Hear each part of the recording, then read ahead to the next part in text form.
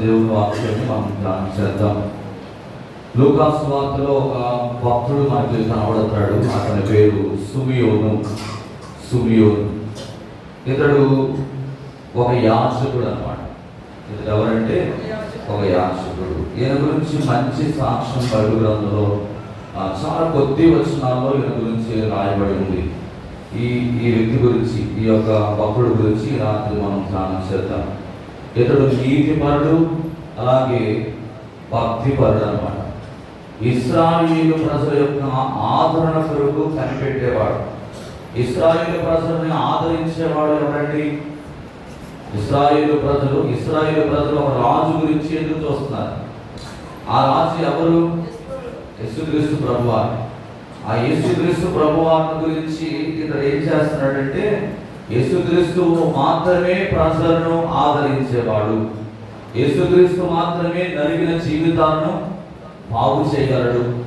యేసుక్రీస్తు మాత్రమే చెదిరిపోయిన వారిని మరలా మందులోనికి చేర్చేవాడు.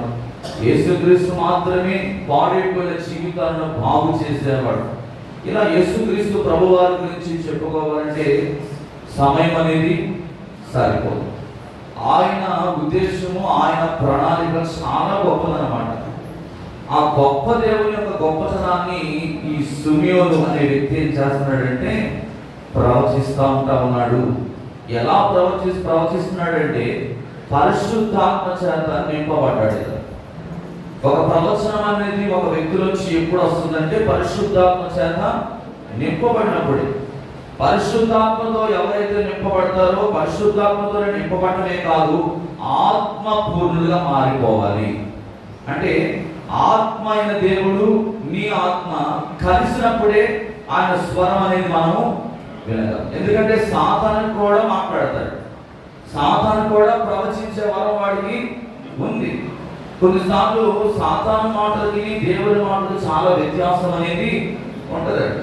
అయితే ఇతడు పరిశుద్ధాత్మ చేత నింపబడి పరిశుద్ధాత్మ అభిషేకములో పరిపూర్ణతలోనికి మారిన వ్యక్తిగా ఈ యొక్క 2వ అధ్యాయం 25వ వచనం చదివితే, లూకా సువార్త 2వ అధ్యాయం 25వ వచనం ఒకసారి చదవండి.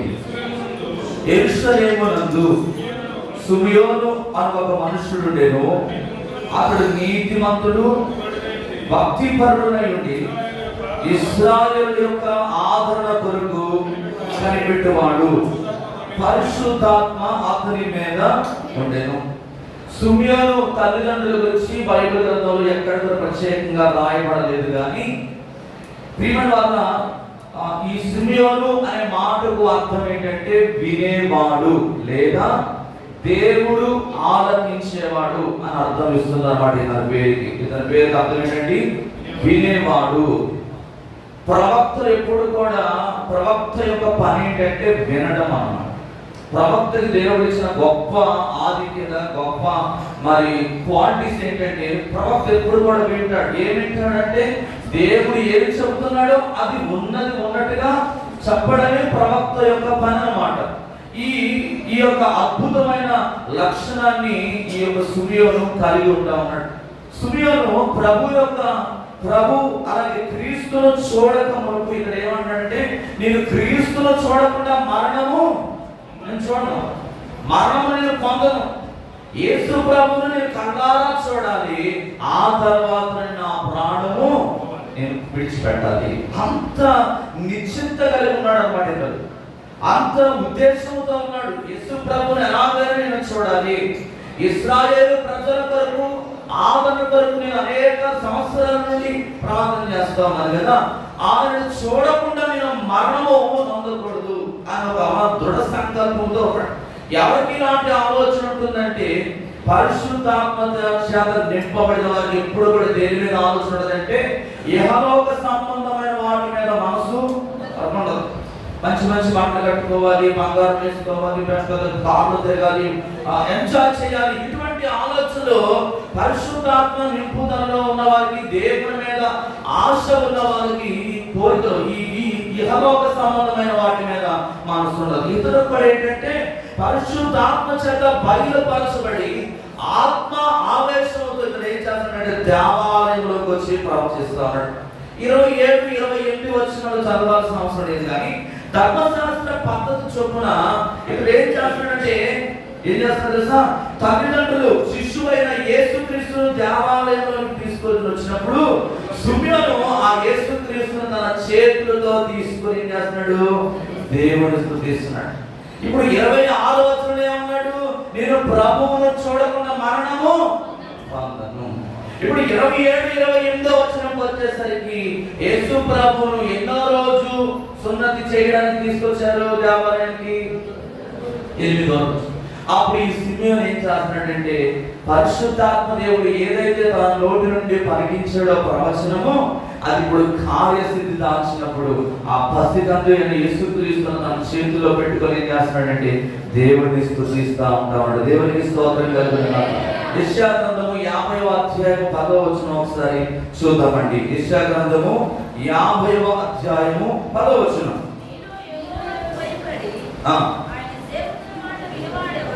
ఆయన సేవకుని మాట వినువాడు ఎవడు? వెలుగు లేకయే చీకటిలో నడుచువాడు యెహోవా నామమును ఆశ్రయించి. దేవునికి స్తోత్రం కలుగునుగాక. ఏమంటున్నాడండి? ఎవరికి భయపడాలంట? మీలో యెహోవాకు భయపడి ఆయన సేవకుని మాట వినువాడు ఎవడో వాడు ఎందులో నడుస్తాడంట? వెలుగులో నడుస్తాడు. దేవుని మాట ఏంటంటే వెలిగించేది, ఆరిపోయిన జీవితాలను వెలిగించేది దేవుని మాట. అంతేనా కదా? ఎంతమంది నమ్ముతారండి ఇది? దేవునికి స్తోత్రం కలుగునుగాక. దేవుని మాటలు ఎప్పుడు కూడా 365 రోజులు నీ తుది శ్వాస వరకు నువ్వు ఆది కాండం నుంచి ప్రకటన గ్రంథం వరకు ఒక్కొక్క వచనాన్ని మనం ధ్యానం చేసినా కూడా ఆయన మాటలు తనివి తీరని అన్నమాట. దేవునికి స్తోత్రం కలుగును. ఒకసారి ఒక సేవకుడు దేవుడు అనే మాట మీద 6 నెలలు ప్రసంగం చేశాడు. ఒక దేవుడు అనే మాట మీద ఎంత గొప్ప విషయం అంటే, ఒక దేవుడు అనే మాట మీద ఏమి దేవుడు అతనికి బయలుపరిచాడో ఆలోచన చేస్తే అర్థమవుతుంది. అంటే బైబిల్ మీద కూర్చుంటే ఆయన మాటలు ధ్యానం చేసినప్పుడు, చదువుతున్నప్పుడు కొత్త కొత్త ఆలోచనలు దేవుడు ఏం చేస్తాడు? బయలుపరుస్తూ ఉంటాడు. ఈ బైబిల్ ఎలాంటిదంటే తగ్గుతున్న కొద్దీ ఓట ఎలాగైతే ఊగుతూ ఉంటుందో, పరిశుద్ధాత్మ చేత నింపబడిన వ్యక్తుల జీవితంలో ప్రవచన రీతిగా దేవుడు ఇలా సుమ్యంతో ఎలాగైతే మాట్లాడాడో, ఆయన ఏమని ప్రవచిస్తున్నాడంటే 29, 32 వచనంలో, నాదా ఇప్పుడు నీ మాట చొప్పున సమాధానముతో నీ దాసుని పోలించుచున్నావు. అన్య జనులకు నిన్ను బయలుపరచుటకు వెలుగుగాను, నీ ప్రజలైన ఇశ్రాయేలుకు మహిమగాను, నీవు సకల ప్రజల ఎదుట సిద్ధపరిచిన నీ రక్షణ నేను కనులారా. ఎలా చూసాడంటారు? ఎప్పుడైతే తన చేతిలో తీసుకున్న ఆ యొక్క యేసుక్రీస్తు వారిని చూసినప్పుడు ఆయనలో ఏమి ప్రతిబింబిస్తుంది? ఇప్పుడే మనం చదువుకున్నాం వెలుగు. యేసుక్రీస్తు ప్రభువారు ఈ లోకానికి రావడానికి కూడా ఒక ఉద్దేశం ఉంది. తండ్రి చిత్తాన్ని ఈ భూమి మీద నెరవేర్చడానికి దేవుడు ఏం చేశాడండి?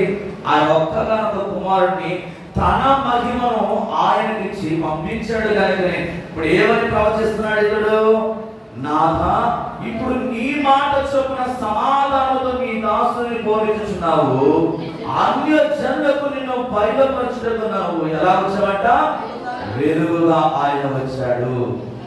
ఇశ్రాయేలు ప్రజలు ఎన్నో సంవత్సరాల నుంచి మెస్సయ కొరకు ఎదురు చూస్తుండగా ఆయనే ఈయన సకల మానవుల యొక్క పాపమును రక్షించడానికి, విమోచించడానికి ఏకైక దేవుడు ఎవరంటే ఈయనే రక్షకుడు. మీకు వెలుగుతున్న రాజు ఈయనే, యూదులకు రాజు ఈయనే అని చెప్పి ఆ యొక్క పసికందులను చూడగానే తన యొక్క కన్నులు ఎంతగానో ఆనందానికి లోనవుతా ఉన్నాయి. కీర్తన గ్రంథము 98వ కీర్తన 2, 3 వచనాలు కూడా ఒకసారి చూద్దామండి. 98వ కీర్తన 2, 3 వచనాలు. యెహోవా తన రక్షణను వెల్లడి చేసి ఉన్నాడు, అన్య జనుల ఎదుట తన నీతిని బయలుపరచి ఉన్నాడు. దేవునికి స్తోత్రం కలుగునుగాక. మన దేవుడు ఏం ఇస్తాడండి? రక్షణ. ఇప్పుడు మార్తా గారి తల్లి పేరు మరియమ్మ. మరియమ్మ 16 సంవత్సరాలు ఆమె ప్రభువుతో నడిచారు, బాప్తిసం తీసుకుంది. ఇప్పుడు దేవుణ్ణి ఎప్పుడైతే తన హృదయంలోకి ఆహ్వానించిందో దానికి ఏమొచ్చింది? రక్షణ. దేవుడు ఏమిస్తాడండి? ఈ లోకంలో శరీర సంబంధముగా మనము భూములు, ఆస్తులు, పెద్ద పెద్ద బంగారాలు సంపాదించకపోయినా ఆ తల్లి ఏం సంపాదించుకుంది? ఎవరు సంపాదించుకుంది? యేసుక్రీస్తు సంపాదించుకుంది. 16 సంవత్సరాలు గతించిపోయి 17వ సంవత్సరంలో తల్లిని జ్ఞాపకం చేసుకుంటుందంటే మార్త నిజంగా ఆమె సంతోషించాలి. ఎందుకు? రక్షణ లేకుండా ఆమె తల్లి మరణిస్తే జీవితాంతం ఏడ్చినా కూడా ఆ తల్లి ఆత్మను రక్షించగలదా? ఒకసారి తీసుకుని దయచేసి ఇంకొద్ది నిమిషాలు మాత్రం చెప్పి ముగించేస్తాను. ప్లీజ్ దయచేసి దేవుడు మాట్లాడండి. ఒకవేళ రక్షణ లేకుండా ఒకవేళ ఆ తల్లి మరణిస్తే తన జీవితాంతం మాత్రం ఏడ్చి కన్నీరు దాచినా కూడా ఆమె ఆత్మను రక్షించలే. ఇప్పుడు ఆ తల్లి మారుమనసు పొంది బాప్తిసం తీసుకొని ప్రభువును అంగీకరించి మరణించింది కనుక ఇప్పుడు మార్త దుఃఖపడాల్సిన అవసరము లేదు. ఎందుకంటే ఆ వెలుగైన దేవుడిని తన తల్లి విశ్వసించింది. అదే విషయాన్ని ఇక్కడ సిమియోను చేస్తున్నాడంటే ప్రవచిస్తున్నాడు, నాదా ఇప్పుడు నీ మాట చొప్పున సమాధానముతో నీ దాసుని. ఎందుకంటే అప్పటి వరకు అతనికి సమాధానం లేదు. ఎందుకంటే ఇశ్రాయేలు ప్రజలను పాలించేవాడు ఎవరు కూడా లేరు, రక్షణించేవాడు లేరు, మారు మనసులను నడిపించేవాడు లేరు. కనబడే ప్రతి దాన్ని కూడా మొక్కుతున్న పరిస్థితులు. ఒక పక్క లోకమంతా కూడా అస్తవ్యస్తంగా ఉంటుంది. అయితే ఒక రాజు కొరకు చూస్తున్నారు. ఆ రాజు ఎప్పుడైతే మరియా యోసేపు గర్భములో నుండి పరిశుద్ధాత్మ దేవుని ద్వారా వచ్చారో ఆ బాబుని చూడగానే ఇప్పుడు సిమియోను అంటున్నాడు, నేను సమాధానంతో బయలుదేరుతున్నాను. ఎందుకంటే వెలుగుగా ఉన్న యేసుక్రీస్తు ప్రజలందరికీ, ఇశ్రాయేలు ప్రజలు మహిమగాను సకల ప్రజలుగా తాను సిద్ధపరిచిన రక్షణను ఈరోజు కొన్ని కనులారా అనుభవిస్తున్నారు. దేవునికి స్తోత్రం కలిగి. ఇదండి రక్షింపబడిన వారికి, రక్షణ లేని వారికి ఉన్న తేడా అయితే.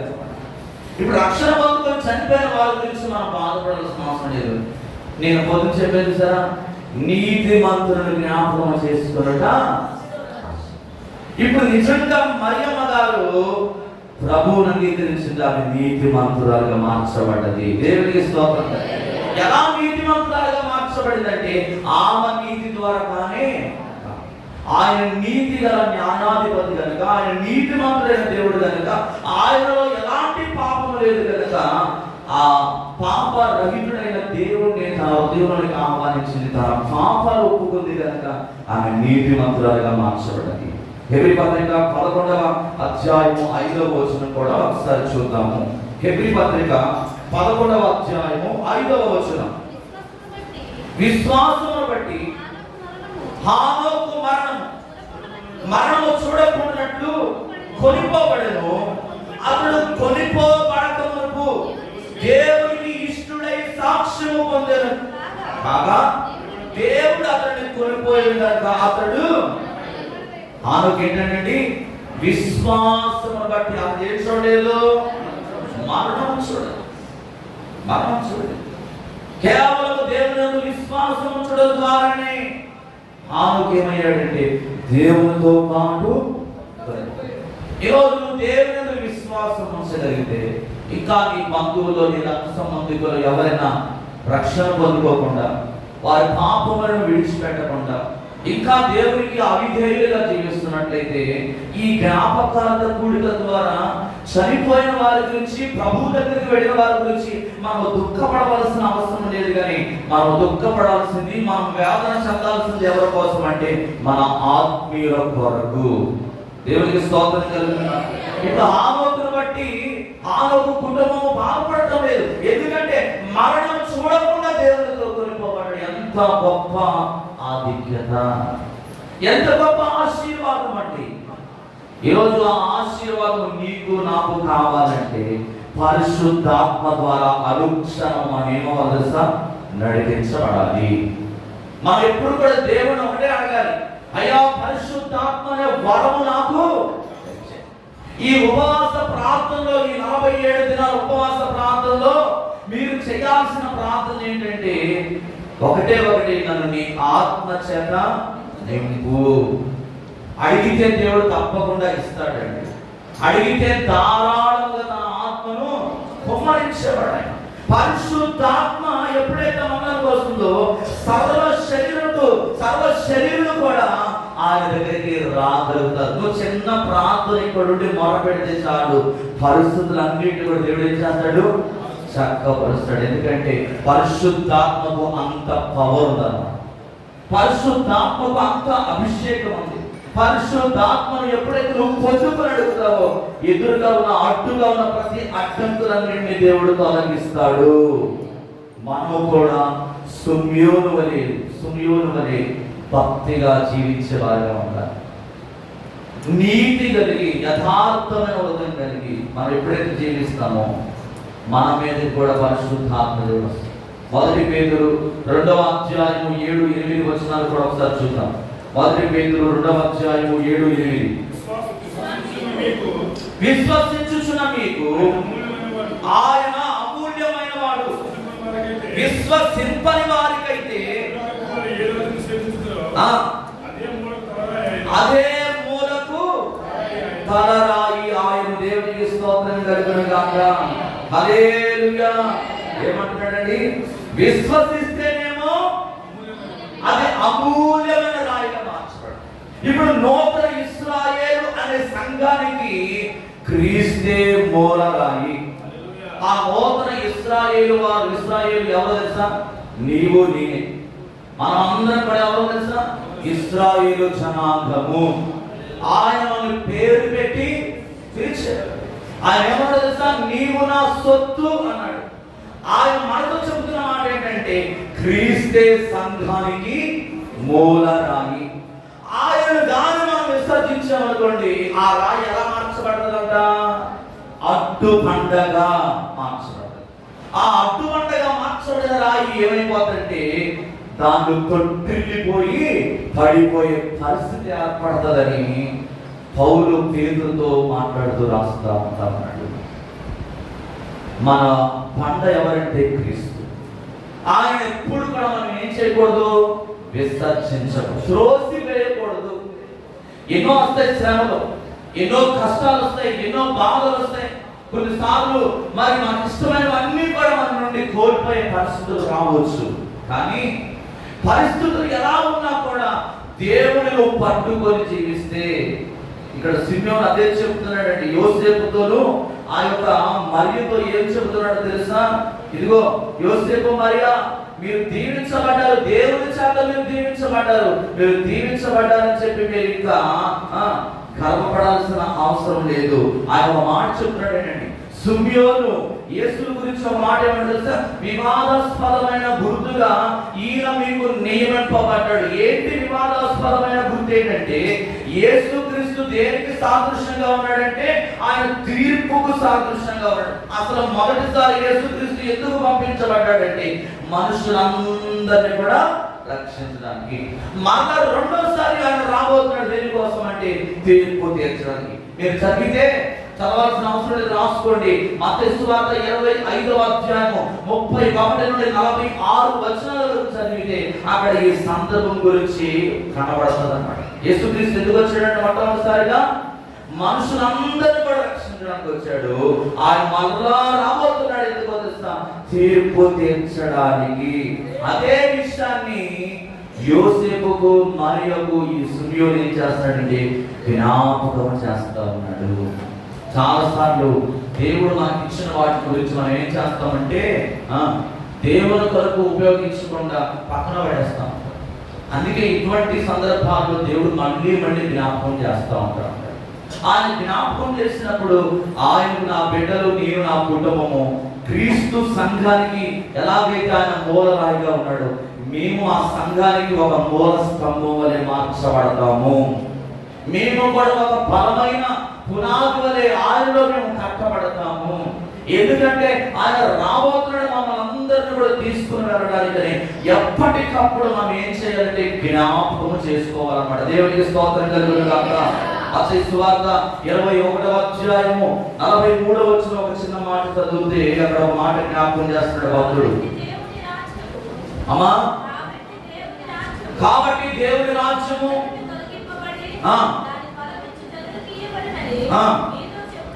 మీతో చెప్పుచున్నా, మరియు ఈ రాతి మీద పడువాడు కానీ అది ఎవరి మీద పడును. దేవునికి స్తోత్రం కలుగును గాక. ఏమంటున్నాడండి? దేవుని రాజ్యము మీ యొద్ద నుండి తొలగింపబడి దాని ఫలమిచ్చు జనులకు ఇవ్వబడదని మీతో. ఫలించాలంటే మీ చేతిలో ఉంది. ఫలించకపోతే దేవుడు ఏం చేస్తానన్నాడు? ఒకరికి 5 తలాంతులు ఇచ్చాడండి. ఒక వ్యక్తి ఊరు పోతూ పోతూ 5 తలాంతులు ఇస్తే 5 తీసుకున్నవాడు 5 సంపాదించాడు, 2 తీసుకున్నవాడు 2 సంపాదించాడు, 1 తీసుకున్నవాడు ఏం చేశాడు? ఏం చేయమన్నాడో చెప్పలేదు. వాడి గురించి దేవుడు ఏం మాట్లాడాడు? వాడెవడు? అజ్ఞాని, మూర్ఖుడు అన్నమాట. ఆ మూర్ఖుడైన వాడు సోమరి. ఆ సోమరైన వాడు ఏం చేయాలో తెలియక ఏం చేశాడంటే తీసుకెళ్లి గొయ్యి తగ్గి భూమిలో పాతి పెట్టాడు. మళ్ళీ 1 సంవత్సరం తర్వాత వచ్చేసరికి తీసుకొచ్చి ఏం చేశాడు? తీసుకొచ్చి చేతిలో పెట్టాడు. ఇప్పుడు చూడండి, 5కు 5 సంపాదించిన వారికి ఈ తలాంతు కూడా ఏమైంది? ఇవ్వబడు. ఈరోజు దేవుడు సంఘంలో, సమాజంలో దేవుడు మనం నిలబెట్టినప్పుడు మనము ఫలించే వారిగా ఉండాలి. ఫలాన్ని దేవుని కొరకు ఎప్పుడు కూడా ఫలించే అనుభవంలో మనం జీవించాలంటే మనకు పరిశుద్ధాత్మ అభిషేకము. మామూలుగా విశ్వాసగా ఉండి ఆయన వెంబడిస్తే సరిపోదు, కానీ పరిశుద్ధాత్మ చేత మనం నింపబడాలి. పరిశుద్ధాత్మతో ఎప్పుడైతే నింపబడతామో, పరిశుద్ధాత్మ దేవుడు ఎప్పుడైతే మనలో ఉంటాడో సాతాను గారిని మనము ఎదిరించగలము. సాతాను ఎదిరించాలంటే ఆషామాషి ప్రార్థన సరిపోదండి. దేవుని శక్తి చేత మనం నింపబడాలి. దేవుని అభిషేకంతో మనం నింపబడాలి. ఈరోజు నేను మరొకసారి పరిశుద్ధాత్మతో మనకు జ్ఞాపకం చేస్తున్నాను. మనలో ఉన్న తలాంతులను మనం పాపు పెట్టే వారిగా ఉండకూడదు, కానీ మనం ఫలించే వారిగా ఉండాలి. చివరిగా అపోస్తల కార్యము 15వ అధ్యాయము 14వ వచనం చదివితే, అపోస్తల కార్యము 15వ అధ్యాయము 14వ వచనం, అన్య జనులలో నుండి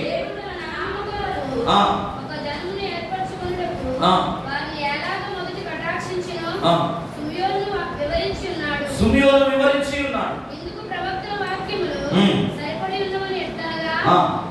ఆ తర్వాత నేను తిరిగి వచ్చేదను, మనుషులో కడమవారును నా నామము ఎవరికి పెట్టబడునో ఆ సమస్తమైన అన్యజనులను ప్రభువును వెతుకున్నట్లు పడిపోయిన దావీదు గుడారమును తిరిగి కట్టెదను, దాని పాడిన వాటిని తిరిగి కట్టి దాన్ని నిలువ పెట్టెదనని అనాది కాలం నుండి ఈ సంగతులు తెలియపరిచిన ప్రభు సెలవిస్తున్నాడని చదవండమ్మా. కాబట్టి అన్య జనుల నుండి దేవుని వైపు తిరుగుతున్న వారిని, అది ఎవరిని కష్టపడకూడదండి? అన్య జనులలో నుండి దేవుని వైపు తిరిగే వారిని ఏం చేయాలి? కష్టపడాలి. వాళ్ళని కాపాడుకోవాలని సుమియోను ఏం చేస్తున్నాడు? జ్ఞాపకం చేస్తూ ఉన్నాడు. ఈరోజు ఈ రాత్రి కాలసిన మన జీవితాల్లో కూడా సుమియోను వలె ప్రభు కొరకు కనిపెట్టుకుంటూ మనం కూడా క్రీస్తు యొక్క 2వ రాకడ అనేది ఉంది అని వాక్యానుసారంగా నిరీక్షణ కలిగి, నిరీక్షణ లేని ఇతరుల వలె మనం దుఃఖపడకూడదు. ఒకరినొకరు ఏం చేసుకోమన్నాడు దేవుడు? ఏం చేసుకోమన్నాడు? సమాధానపరచుకోమన్నాడు. ఒకరినొకరు ఆదరింపబడచ్చు, ఒకరినొకరు హెచ్చరింపబడుతూ, దేవుని మాటల చేత పురుకొల్పబడుతూ ఆయన 2వ రాకడ కొరకు సంఘం ఏమవ్వాలి? సిద్ధపాటు కలిగి ఉండాలని దేవుడు మాట్లాడుతున్నాడు. కనుక ఈ రాత్రి సుమియోను వలె నీతి గల వ్యక్తులుగా, భయభక్తులు కలిగిన జీవితాలు జీవించి ఆయన మరలా రాబోతున్నాడనే ఒక నిరీక్షణ మనకు ఉంది. కనుక చనిపోయిన వారి గురించి మనం దుఃఖపడాల్సిన అవసరం లేదు. కానీ ఈరోజు మరియమ్మ గారు ప్రభు దగ్గర చాలా విశ్రాంతి తీసుకుంటాం. ఈ లోకంలో హిబ్రూ భాషలో ఒక మాట ఉందండి, నివాసము అనే మాట హీబ్రూలో ఏమని వాడారంటే మునే. మునే అనే మాటకి ఏంటంటే అనేకములు. మునే అనే మాటకు అర్థం ఏంటో తెలుసా? అంటే ఈ లోకంలో నీకు ఒకటో రెండో ఇల్లులు ఉంటాయి. బాగా ధనవంతులు అయితే 3-4 ఇల్లు కట్టుకుంటారు. పేదవాడికి ఒకే ఇల్లు ఉంటుంది. కానీ పరలోకంలో దేవుడు ఏం చేస్తాడు తెలుసా? నీకు అనేకమైన నివాసములు ఆయన సిద్ధపరిచాడు. ఈ నివాసము శిథిలం అయిపోయేది. ఏదో ఒక రోజు మనం విడిచిపెట్టాలి. కానీ మనం సంపాదించుకోవాల్సింది ఏంటంటే అక్కడ ఆ స్థలము అది పాడవదు, అది కుళ్ళు పట్టదు, అది తుప్పు పట్టదు. ఈ లోకంలో అన్ని కూడా తుప్పు పట్టిపోతాయి, నాశనం అయిపోతాయి, పాడైపోతాయి. వరదలు వస్తే కొట్టుకుపోతాయి, తుఫాన్లు వస్తే కొట్టుకుపోతాయి, గాలి వస్తే లేచిపోతుంది. కానీ నిత్యము స్థిరమైనది ఏంటంటే పరలోకములో దేవుడు మన కొరకు ఏర్పాటు చేసిన ఆ అనేకమైన నివాసంలో ఈరోజు మరియమ్మ గారు ఎంతగానో సంతోషంగా ఉంది. ఆమెను బట్టి మార్త దుఃఖపడాల్సిన అవసరం లేదు. కానీ ఇంకా మీ కుటుంబంలో ఎవరైతే రక్షణ పొందుకోకుండా ఉన్నారో వారి కొరకు ఏ రక్షణ అయితే నువ్వు పొందుకున్నావో ఆ పరిశుద్ధాత్మ దేవుని అభిషేకాన్ని పొందుకొని ఆయనలో నీవు జీవించి అనేకులను దేవుని దగ్గర నడిపించగలగడమే నీవు చేయవలసిన పని దేవుడు జ్ఞాపకం చేస్తున్నాడు. అట్టి కృప ఆ కుటుంబానికి ఇక్కడ చేయడం అందరికి దేవుడు దయచేయను కాక. ఆమె అందరూ కూడా తరలి వచ్చడం ఒక చిన్న ఆరాధన చేసుకొని ప్రార్థన చేసుకుని మనం ముగించుకుందాం. అందరూ కూడా కళ్ళు మూసుకుందాం. చెప్పబడిన మాటలు ఒకసారి జ్ఞాపకం చేసుకుందాం. దేవుడు నీకు నాకు చాలా విలువైన జీవితాన్ని ఇచ్చాడు. ఈ శరీరం చాలా విలువైనదండి. ఈ శరీరం నీతికి సాధనంగా వాడుకుంటే నువ్వు ధన్యుడుగా మార్చబడగలుగుతావు. ఈ శరీరంలో ఉన్న అవయవాలు చాలా విలువైనవి.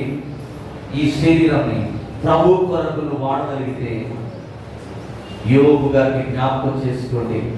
శరీరం అంతా కూడా కుళ్ళిపోయింది, దుర్వాసన పడుతోంది, భార్య నిలబడలేకపోతా ఉంది, ఇంకా దేవుడిని విడిచిపెట్టలేమా అని చెప్పి ఎంతగానో తను భావిస్తూ ఉంది మాటలు వచ్చాక. కానీ యోబు ఎంత మాత్రం కూడా కృంగిపోలేదండి. తన శరీరం పాడైపోయి దుర్వాసన పడుతున్నప్పటికీ, రక్తము ఏరులై ఆ యొక్క చీము నెత్తురు కాపుతున్నప్పటికీ, కుక్కలు వచ్చి నాకుతున్నప్పటికీ ఆయన అంటున్నాడు కదా, యెహోవా ఇచ్చెను, యెహోవా తీసుకునేను, ఆయనకి సమస్త మహిమ ఘనత ప్రభావములు కలుగునుగా అని దేవుడు మహిమపరుస్తున్నాడండి. ఈరోజు నీవు నేను కూడా మన దేవుడిని మనం ఆరాధిస్తున్న దేవుడిని మనం మహిమపరిస్తే మన జీవితాల్లో కూడా కోల్పోయిన వాటిని మళ్ళా దేవుడికి తిరిగి ఇచ్చే దేవుడు. ఈ రాత్రి చనిపోయిన వారి గురించి, నిద్రించిన వారి గురించి బాధపడాల్సిన అవసరం లేదు. కానీ బ్రతికి ఉన్న వారి కొరకు నీ బంధువులలో నీ రక్త సంబంధికులు ఇంకా ఎవరైతే యేసుక్రీస్తును అంగీకరించిన స్థితిలో ఉన్నారో ఒక చిన్న ప్రార్థన చేసుకోండి. హల్లెలూయా, హల్లెలూయా, స్తోత్రం, స్తోత్రం, స్తోత్రం, స్తోత్రం, స్తోత్రం. స్తుతిద్దాం ఒక 5 నిమిషాలు. హల్లెలూయా, హల్లెలూయా, హల్లెలూయా. పరిశుద్ధాత్మ దేవుడా నీకు వందనాలు, వందనాలు, వందనాలు, వందనాలు. యేసయ్యా నీకే మహిమ, మహిమ, మహిమ, మహిమ. పరిశుద్ధుడా నీకు వందనాలయ్యా. ఇదిగో ఈ రాత్రి సుమియోనుడు ప్రభా మా మధ్యలో మీరు అయ్యా నిలబెట్టి మాతో మాట్లాడేది ప్రభా నీకు వందనాలు. సుమియోను లాంటి ప్రభా భక్తి గల జీవితం, సుమియోను లాంటి నీతి గల జీవితం అయినా అయ్యా ఇక్కడ ఉన్న మా అందరికీ దయచేయమని ప్రార్థన చేస్తా ఉన్నాను. ఇదిగో అతడు నిన్ను చూడకుండా ఎక్కడ చనిపోతానని, ఇదిగో యేసుక్రీస్తును చూడకుండా నేను మరణము కాను అని ఒక దృఢ సంకల్పంతో, ఒక దృఢ నిశ్చయంతో, నిరీక్షణతో ఉన్నాడు ప్రభా. ఈ రోజు మేము కూడా ప్రభా ప్రతిరోజు నేను కలుసుకుంటున్నాం నాయన, ప్రతిరోజు నీ పాదాల దగ్గరికి మేము వస్తున్నాం నాయన, ప్రతిరోజు నీ మాటలు మేము వింటున్నాం నాయన. ఒకవేళ ఇంకా మేము గ్రహించలేని స్థితిలో ఉంటే ఇదిగో ఈ రాత్రి అది పరిపూర్ణమైన గ్రహింపు మాకు దయచే ప్రభా. దేవా నీకు వందనాలు. ప్రేమ ఇది యేసు ప్రేమ, ప్రేమ ఇది తండ్రి ప్రేమ, ప్రేమ ఇది ప్రాణమిచ్చిన ప్రేమ, కలువరి ప్రేమ, పాదములు చాలని ప్రేమ ఇది, స్వరములు చాలని వర్ణనిది, పాదములు చాలని ప్రేమ ఇది, స్వరములు చాలని వర్ణనిది.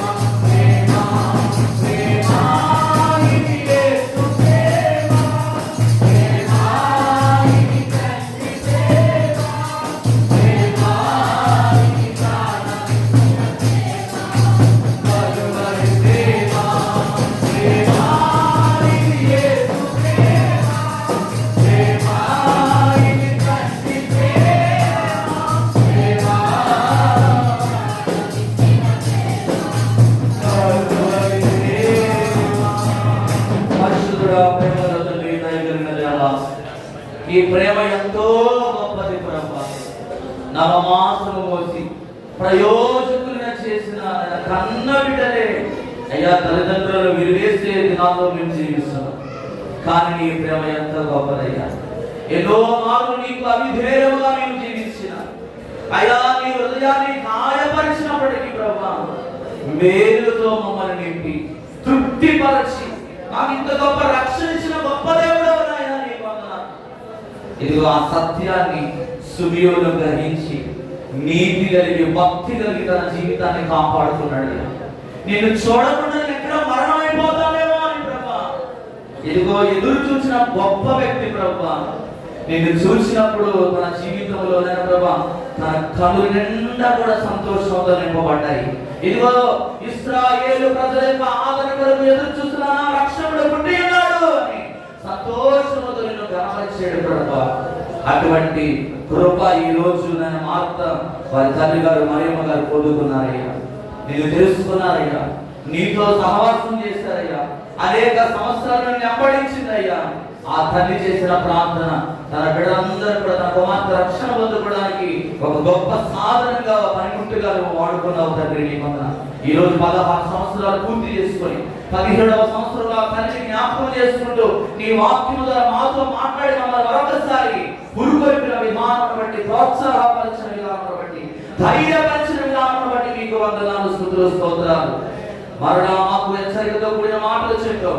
ఇదిగో ఆయన మరలా తీర్పులోనికి ఆ సంఘం అంతటి కూడా తీసుకుని రావడానికి రాబోతున్నాడని ప్రభు చెప్పావు నాయన. ఇదిగో మేము కూడా భయభక్తులు కలిగి మాకు ఇచ్చిన రక్షణ మేము కాపాడుకుంటున్నాయన. మా యొక్క భక్తులు, మా ప్రియులు ఎంతమంది అయితే ఈ లోక యాత్రను ముగించుకుని వెళ్ళిపోయారు వారందరూ కూడా ఒకానొక రోజు మేము చూడబోతున్నామని ఒక గొప్ప నిరీక్షణ. ఇదిగో మార్త కుటుంబాన్ని మీరు దయచేసి మన భర్త మార్చి నడిపించండి. తన యొక్క బిడ్డను దీవించు, ప్రియా కుటుంబాన్ని, తన భర్తను, తన భర్త చేసిన ఉద్యోగాన్ని దీవించు, తనకి ఇచ్చిన కుమారుని దీవించు నాయన. అలాగే నాయన ప్రభా లూదియా చదువుతున్న చదువులో తోడుకోండి. దూర ప్రాంతంలో సంతోషం జ్ఞాపకం చేసుకో, బిడ్డ మంచి ఆయురారోగ్యం దయచేసి తన చేసిన పని పాటలో తోడుగా తన కుటుంబాన్ని దీవించు నాయన. చేరుచిన సర్వ సంఘాన్ని చేతులుగా అప్పగిస్తున్నాను. ఇక్కడ ఎంతమంది అయితే ప్రభా నీ బిడ్డలు బలహీనులుగా బలపరచండి. ఇదిగో ఈ రోజు నుంచి పాపం ఎగ్జామ్స్ రాస్తా ఉంది, తన స్నేహితులందరూ కూడా జ్ఞాపకం చేసుకో. అలాగే షకినా కూడా ఎగ్జామ్స్ రాస్తా ఉంది. ఫస్ట్ ఇయర్ యోసేపు, అయ్యా సంతోష్, ఇలా సతీష్, అనేక మంది పరీక్షలు రాస్తున్నారు. బిడ్డలందరూ జ్ఞాపకం చేసుకో. ఇదిగో 10th క్లాస్ ఎగ్జామ్స్ వరకు ఎంతమంది అయితే సిద్ధపడుతున్నారు, ప్రతి ఒక్కరికి జ్ఞానం తెచ్చండి. నీ కృపను తోడుగా వచ్చి మంచి మార్పుతో పాస్ అవడానికి ప్రభు చూపించు. ఇదిగో ప్రభు తండ్రి అయ్యా సంఘంలో బాధ్యులు ప్రతి ఒక్కరిని బలపరిచి స్వస్థపరచండి.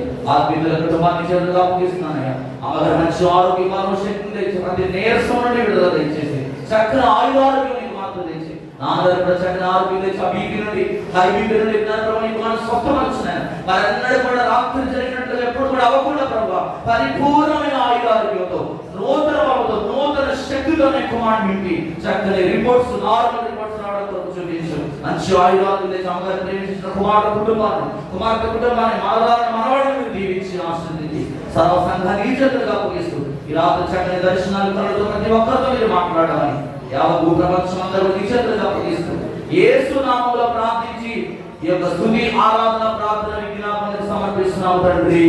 ఆమె మన పరమ దేవుని ప్రేమ, కుమారుడు రక్షకుడు యేసుక్రీస్తు వారి కృప, పరిశుద్ధాత్మ దేవుని నిత్యమైన ఆదరణ, ఓదార్పు, ఆశీర్వాదం మార్త కుటుంబానికి, అలాగే కూడిన సంఘానికి, ఆత్మీయుల కుటుంబంలో ఉన్న సకల పరిశుద్ధులకు ఆయన కృప సదా తోడే నడిపించుగాక. ఆమె యేసు రక్తమే చేయి, శిలువ రక్తమే చేయి, ప్రవేశం సంపూర్ణ విషయం అపవాదికులు అంతనాశం యేసు నామానికి జయము కలుగునుగాక. ఆమేన్, ఆమేన్. అందరికీ ప్రైజ్ లార్డ్, అందరికీ వందనాలండి.